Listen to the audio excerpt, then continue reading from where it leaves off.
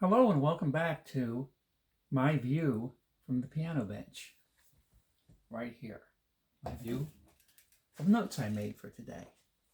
We do this every Wednesday night here on my Joel Holt's Notes YouTube channel, formerly a Facebook live stream called Inside the Process. Before that, Pandemic Piano on the Mainstay page.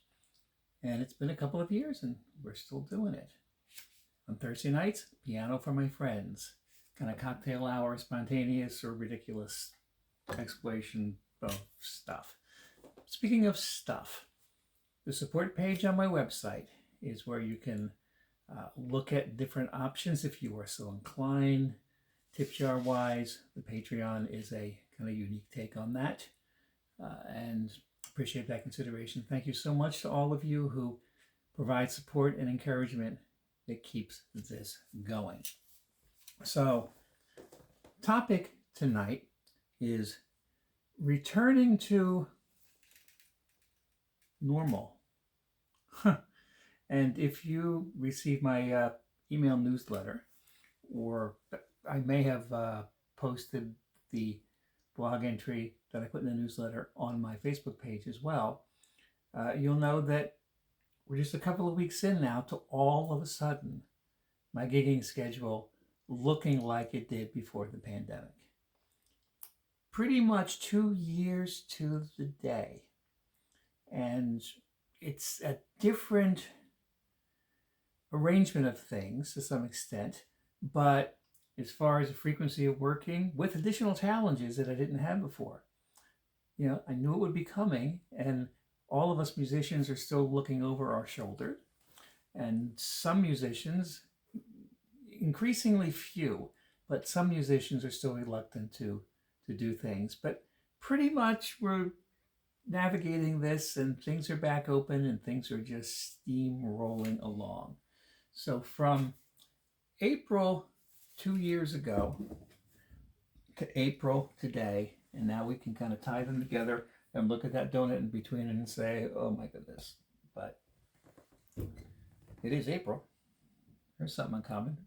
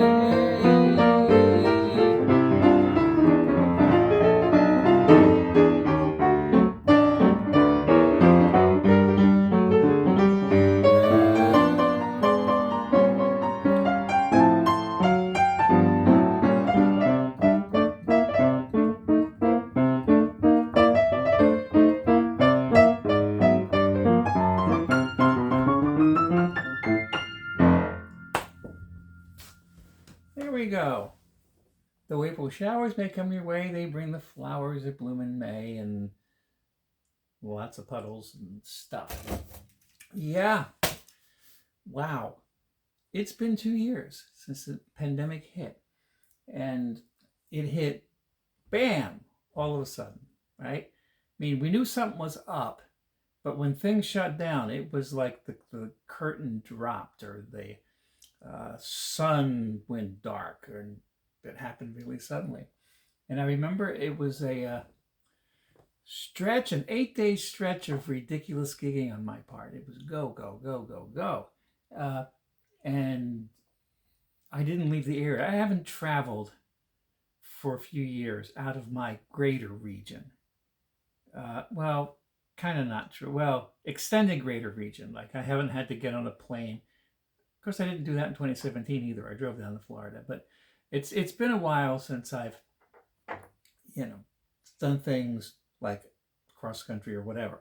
But it's much of that as I have done in the last decade. As far as, big area I'm traveling. I can't speak well tonight. Hopefully I can play. I did in those 8 days. And when on a Thursday, everything shut down, the first place to not let me in the door, and they didn't let me in the door for, a year and a half after that, or close to it, was the Heron Point Retirement Community, where I do everything that you can imagine a piano player doing in a retirement community that he started working for as a music therapist in 1994, right? And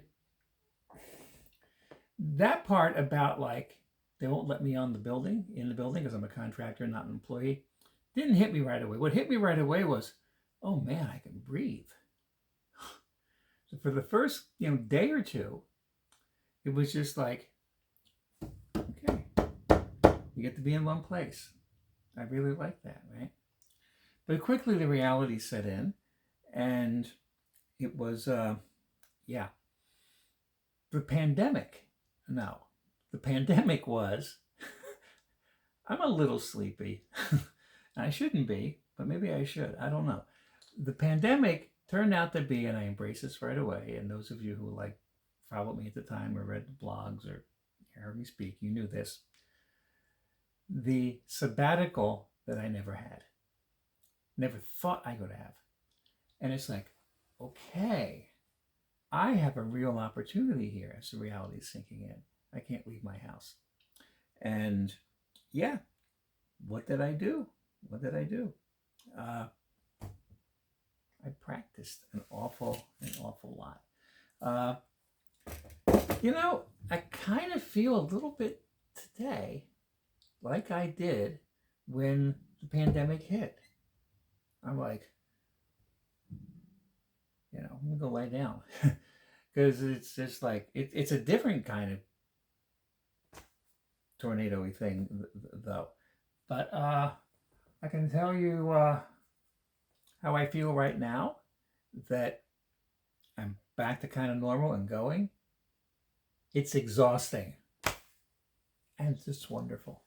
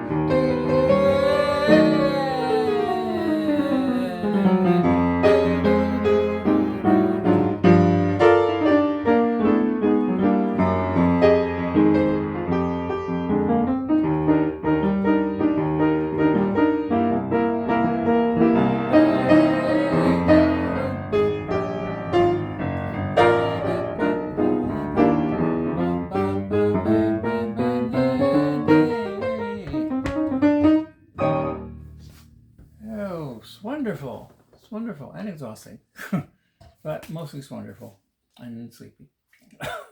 Yeah. So, yeah, that sabbatical was, I'm grateful for it. All kind of challenges, but it goes back to that rose-colored glasses thing, that if you feel that you're in the place that you've been led and you're in the place you're supposed to be, that those details that don't make sense, you don't know how they're going to work out, will.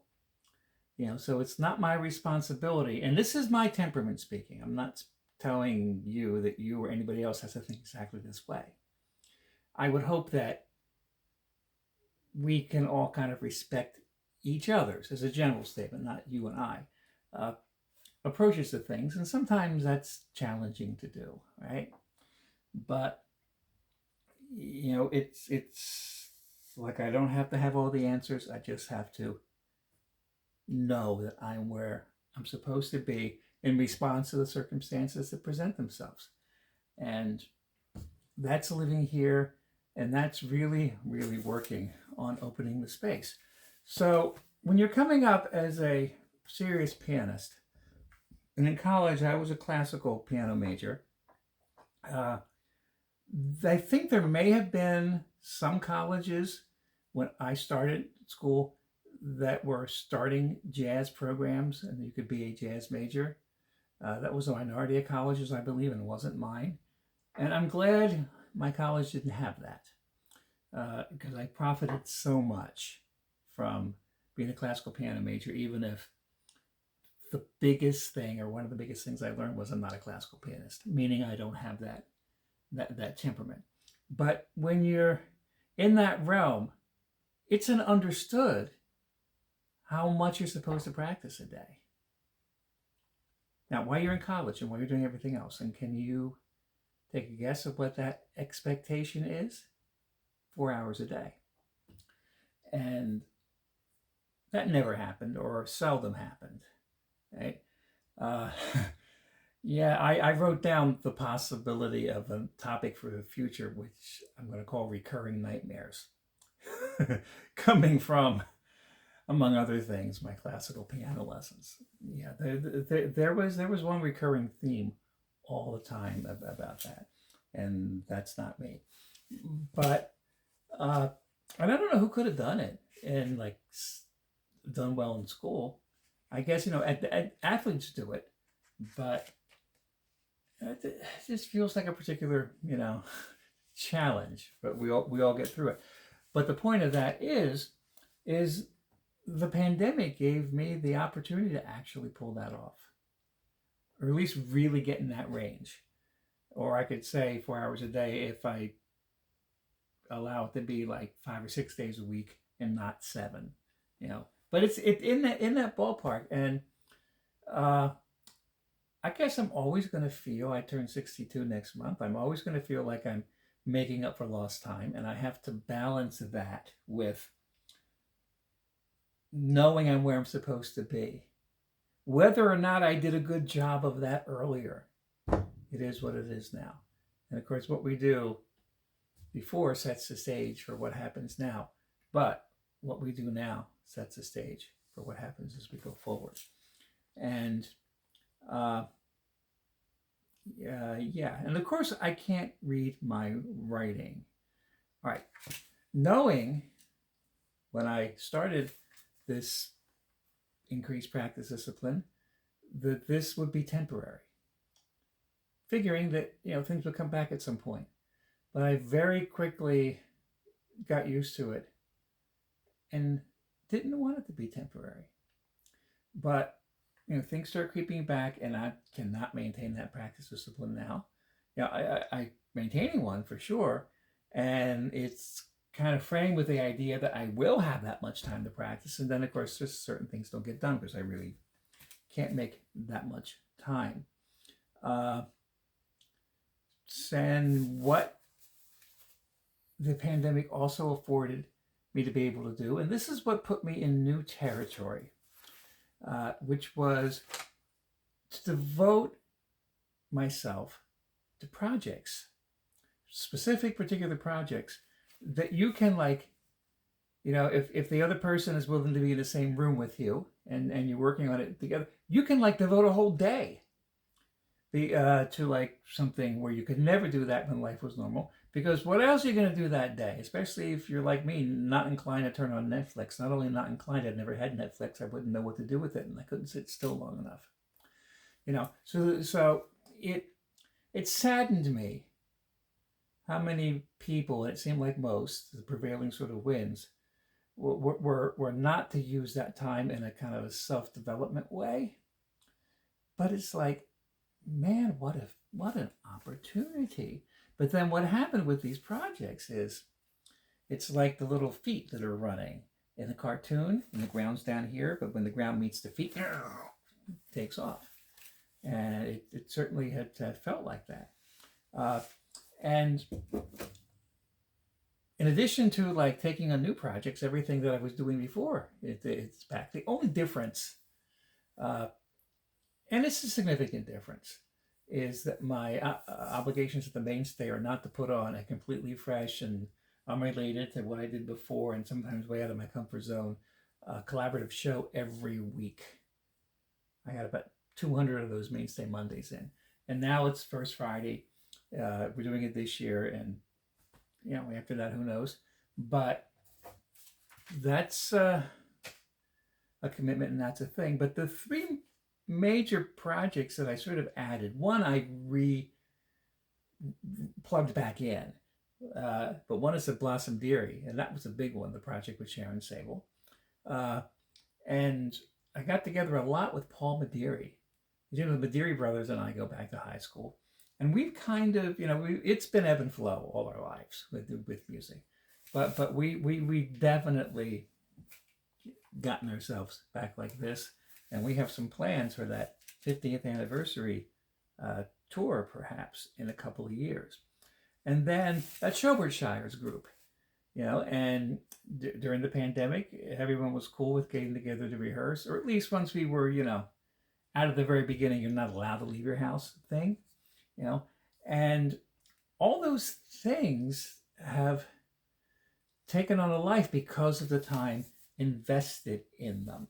So if you follow me on Facebook, or if you watch other YouTube videos, you know that I posted just the other day my solo feature from Mederi concert the other night, which was Surrey with the Fringe on top.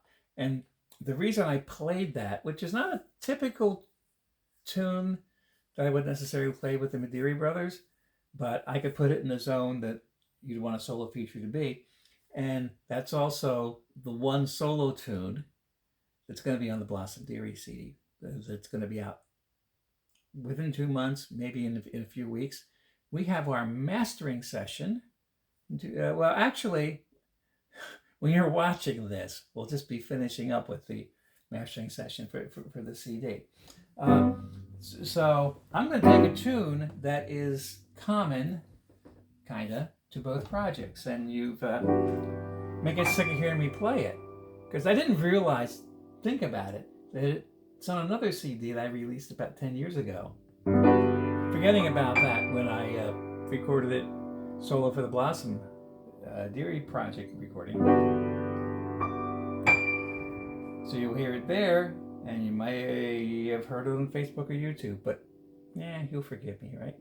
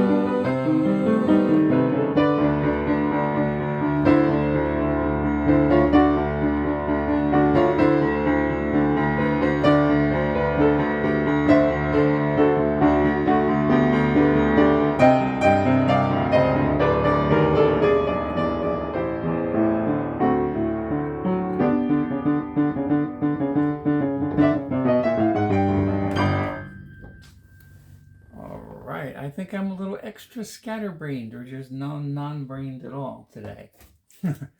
But sorry with the fringe on top, which is a tune that Blossom recorded impossibly slow. Oh my goodness. Some of you have heard me talk about this before, but when Sharon approached me about this collaborative Blossom Theory project, the only thing I really understood about Blossom, I had not paid close attention, was her unique voice, her approach to singing, and understanding that Sharon can really be in that zone in her own voice. And I was just, yeah, let's do it. Let's go. Then I started paying attention, and it's like, there's a whole, piano playing element to it, and there's a sensibility to it. Sharon and I are seeing the Blossom Dearie thing as that marriage of piano and voice. But of course, how the general public perceives that kind of thing, and curiously, how I perceived Blossom was as a singer. And kind of like, I don't want to say shame on me, but I'm surprised at myself, because I'll use the word like Nat King Cole syndrome. That people still don't know that he was a very influential pianist who would, sing lightheartedly until that became his thing. There's a video on YouTube or Facebook someplace that keeps circulating of when Nat King Cole was on the Ed Sullivan Show, I think sometime in the 60s. And it was like a big deal that Ed Sullivan sang to him, which of course was scripted, but still. People have been wanting you to just play piano. Could you just play a piano tune? It's like he's never done it, or he hadn't done it for years. And it was almost kind of true. And I think he played just one of those things, right? And listening to Blossom in a different path and a little further down the evolution of jazz piano, she was as influential, if not more so, than Nat King Cole. And there's a school of thought that says that, where Oscar Peterson came from, although definitely inspired by Art Tatum, in the line of evolution where he came from was Nat King Cole. And you could say in the same way that Bill Evans kind of came from Blossom Dearie. Although, they were concurrent, but I think Blossom was kind of there first and influencing what Bill Evans was doing with her unique voicings. And wow, I was in a big sort of pool of stuff dealing with it, and it was kind of so wonderful. And I always felt myself as the Lone Ranger in music, and that was true up until 10, 12, 14 years ago. And apparently I didn't turn something off over there. And I would do collaborative things. So like I was in that of the Madeira Brothers band for since high school. And toward the end of that, I was also working a lot with a similar stylistic but high-end event, wedding, corporate agency band out of the DC area, juggling those two things, having a half-time church position and all that. But yeah, I wasn't one to like be about the networking and be about the hang. And when I was doing the jazz festivals with the Madeira Brothers, that was how I shot myself in the foot. Because I had the attitude that musicians, okay, I want to talk to the people who I'm playing for, which aren't the musicians, the audience. But a lot of musicians are playing for the musicians and hanging with the musicians and dealing with the audience if they have to. I remember, and I won't name names, but in the Madeira band, this years ago, he probably remember because he told me, but Joe had said there's a particular player he was going to bring in to the band, really good player. The need was there. And he had all these stipulations, going to the festival, that he would not be expected to deal with people. And, he had to like get out of the stage and get away and not, it was just about the musicians. And I was the other side of that. But funny how that's changing. How, it's changing in that, and I'm now destroying my notes. I'm just going all over the place. I'm going to have to look and stare and figure out what's going on in a minute. That this idea of connection, that is this, and when I say that, I'm just feeling like internally that is the thing. It's about connection. It's about connection to the space. It's about connection to other people. And that's the part that, I've always understood, but never embraced it in that it was a sense of commitment that for me comes from this artistic connection first, realizing that I'm connecting to people around me, and those people around me, not just you over there, but those people on the stage with me. It's a bit of a different realm, and I'm looking at a tune that I had purposed to play, Peggy Lee's "Why Don't You Do Right," and I'm out of order, but I think that that's appropriate right now. What that has to do with, though, is that there are other things I was, working with that are continuing, and one is that Path with Beth Mcdonald, who just released actually her 7th recording, and this is all originals, and she's starting to pick up more and do more things right now too. In fact, those of you who are in the neighborhood of Rock Hall, Maryland, and if you're not, and you can get there on Friday, May the 6th, I would highly recommend the Mainstay. And we're doing a show where Sharon Sable is going to represent Blossom Dearie, and my friend Beth Mcdonald is going to represent Peggy Lee, who's a big influence on her. And so it's going to be, what if Peggy Lee and Blossom Dearie shared the stage, right? So things were happening before are still happening. All these new things are happening, and I'm going to get ahead of myself, but I'm keeping these streams going. I don't know how that works. But anyway, why don't I do right? What does that mean? What key do I want to do this in? Okay, I don't know.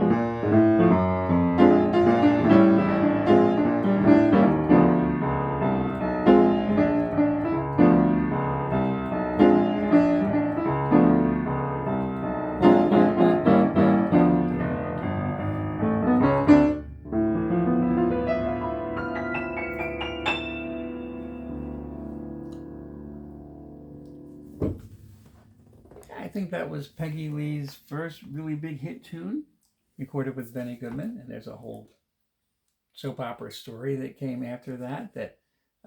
Beth, who has done dedicated Peggy Lee shows, has told many times she's going to bring some of that into the mainstay show. And I will reiterate, if even if you're in some other part of the country, but you have the freedom or the ability to come to the Eastern Shore of Maryland, you won't regret coming to the mainstay. I can suggest lots of good, like B&B and wonderful places for you. I didn't think I was going there tonight, but I never know where I'm going. So I kind of trashed my notes and went all over the place. So let's see if I can make anything work. Yeah. Well, what I wrote here is a little different spin on what I said. I've always felt myself as a Lone Ranger, but realizing now that I've actually missed the camaraderie over the last decade or so that I pulled myself away from. Now that it's back, and I'm, contemplating that just today, trying to piece this together. And the book I'm threading to write, if I ever, can pull that off. Everything I ever needed to know in life, I've learned at the piano, right? And that's just proving itself over and over again. And,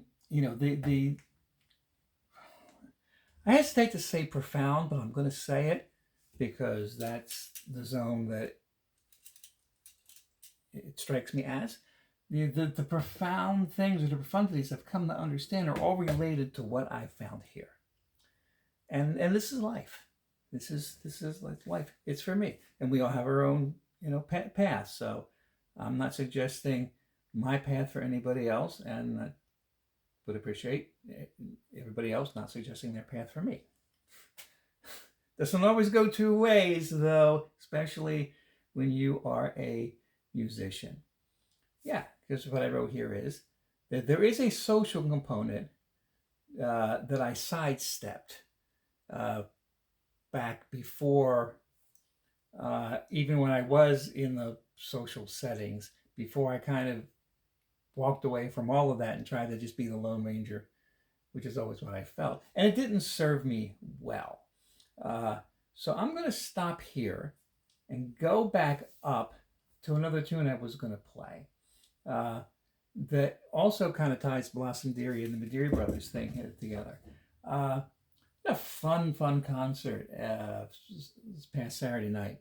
It's a concert where on Facebook and YouTube I posted with phone camera like right here. Sorry, with the fringe on top, right? Solo feature. And I was just documenting pretty much for myself. And as it turned out, and I didn't plan it this way, the camera caught Joe Mederi, band leader. Paul wasn't on the gig, he had the flu. And Joe was right there. And it was a nice shiny piano, kind of this color, but really, glossy. And his reflections here, he's there perfectly framed. And you can hear the band pretty well. So I went ahead and posted like half of St. Louis Blues. And I may post other things, but I would have to get, everyone in the band to sign off on it and all that. What I did for St. Louis Blues, I just posted my solo and Joe's solo. And I was thinking while we were doing it, that's a tune that Sharon sings. It wasn't a Blossom tune, but, Sharon, had her own path of falling in love with those older tunes, and Blossom Dearie was a big influence on her, among other people. And it's like, Sharon's take on St. Louis Blues. I want to play Sharon. I want to show Sharon this YouTube video. It's like, okay, here's another take on St. Louis Blues. So I'm just going to play St. Louis Blues. Probably not like either of them, but I have no idea.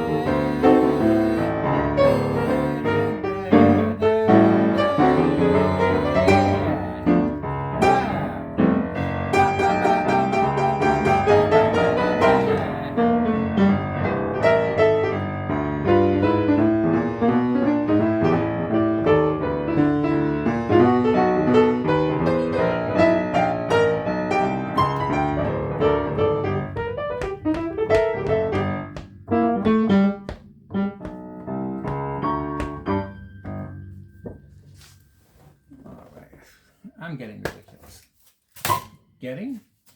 All right. So I'm going to try to take a broom and sweep up all the loose pieces of what I wrote. So here's what I wrote. I'm just reading it, which is ridiculous, but I think perhaps part of navigating, and yeah, okay, this is important, that part of navigating or deepening the space is getting less isolated in my own head. Because we can create all kind of conditions and structures and boundaries and guardrails and stuff up here that kind of govern how we navigate. And that's been a really big change for me. To allow myself to be governed how I navigate from this place, not this place. And this place is led by conclusions and goals and, measuring outcomes and thoughts. And this is about following something that's much less defined in the thought process, but it's a deeper space. Am I making sense?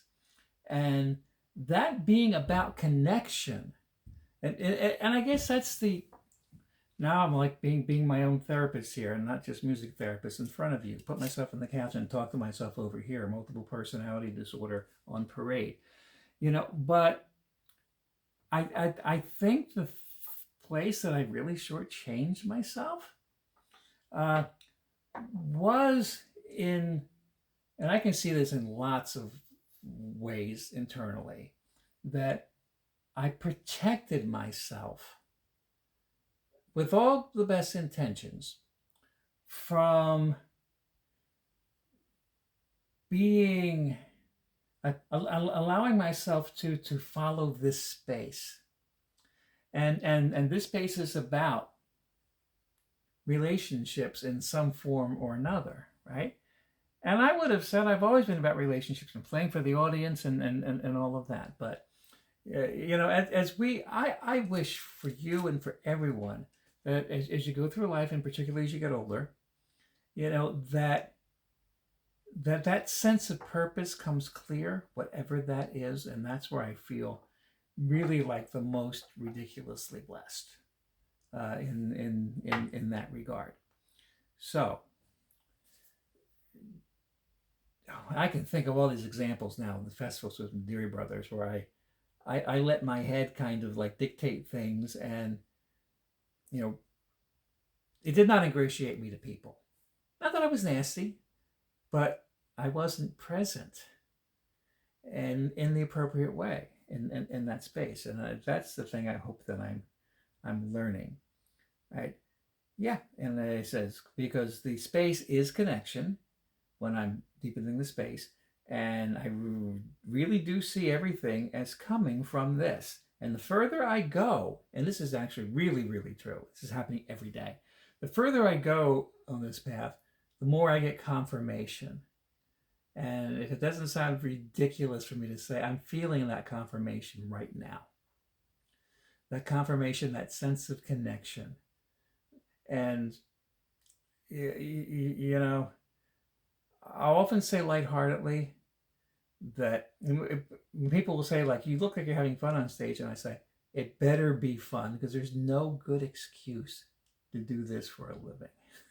And there really isn't. But then there is, when that's what you're to follow. And it's a really rewarding and terrific and ridiculous life. So I just wish for everybody the blessings on your own path that I feel that I have. So when I say return to normal, what defines normal? Well, and I'm going to try to do a topic on the idea of working full-time as a musician before you get out the door and go play.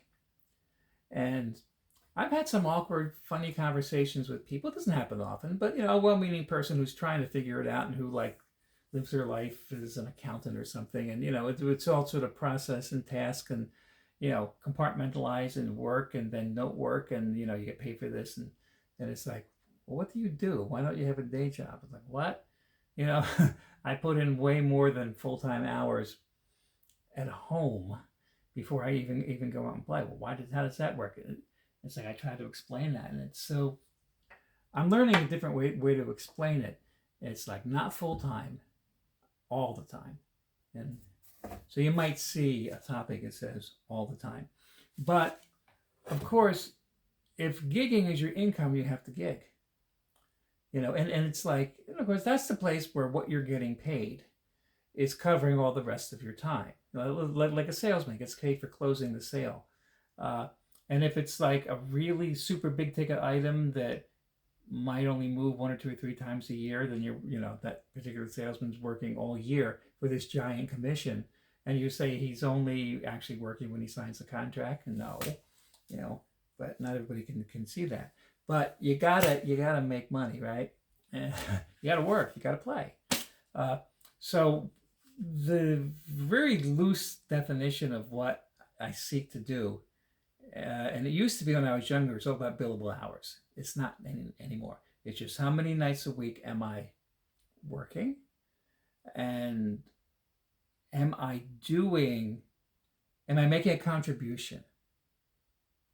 The money, the contribution takes care of the money. Not that there's a ton of money, but I'm not focused on the money. I'm focused on making the contribution. Long-winded way to say the majority of the nights of the week on average, right? If I'm anywhere in the majority of nights of the week on average of gigging, then that's a full schedule. And my,